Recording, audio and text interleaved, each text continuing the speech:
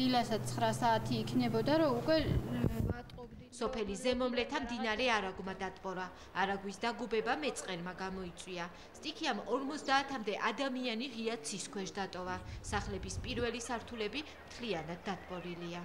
უცბად, ისე უცბად მოხდა ყველაფერი, რომ ვერაფერი ვერ მოვასწარით. ეგ ჩავიცვით, რაც გვეცვა ტანსაცმელი და ეგ გამოვედით გარეთ. ქუჩაში დარჩენილმა ხალხმა სახლებიდან ვერაფრის გამოტანა მოასწრო.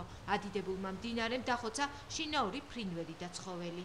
ყოფილა რომ დაუკეტია ამ ხევს არაგვი, მაგრამ გასულა მერე, მაგრამ ახლა უკვე ისე მოხდა, რომ დიდი გამოვიდა, დაკეტა მთლიანად არაგვი და შემოვიდა სახლებში. სულ ყველაფერი დაიხოცა. თავარი ადამიანები გადავრჩით, სხვა რო ჩვენ არ გამოვსულიყავით, აი ეს ბებრები არ დაიტბორებოდნენ ეგრე სახლში. ვერაფერი ვერ გაიგეს ამ. ხო, ვერ გაიგეს, ვერც მაგა. ზორგით გამოიყვანეს ბიჭებმა, აი კიდეს და ისე გამოიყვანეს. ყველაზე რთული სახლებიდან მოხუცების გამოყვანა იყო. სოფელი, სადაც მხოლოდ 8 ოჯახი ცხოვრობს, ანალოგიური საფრთხის წინაშე ბოლო 10 წელია დგას. მლეთა მეწყერს საშიში ზონა განსაკუთრებით მას შემდეგ გახდა, რაც სოფელს ბუნებრივი აირი აღარ მიეწოდება და მოსახლეობამ ტყის მასიური გაჩეხვა დაიწყო. ხალხი შველას მთავრობისგან ითხოვს. მთავრობა ძალიან კარგად ეხედავს, რა დღეში ეცავართ. არ ვიცი, რაღაცა საშუალება უნდა გამონახონ, რომ დაგვაკმაყოფილონ რაღაცაგი. ერთი კვირის ბავშვი, აი ახლა წავაყვანი მეზობლებთან, ერთი კვირის ბავშვი, სადამდეა, როდემდე ვიყურეთ ესე. მლეთაში სამაშველო ბრიგადები მთელი დღის განმავლობაში მუშაობდნენ.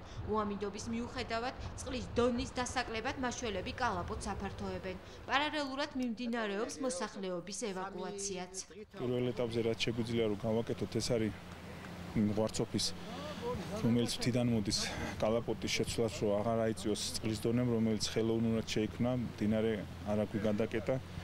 ვცდილობთ, რომ მოსახლეობა გაყვანილი იყოს უსაფრთხო ადგილას, მიმდინარეობს ადგილების მოძიებასაც შეიძლება ეს მოსახლეობა გადავიყვანოთ. უკვე შეიქმნა სპეციალური კომისია.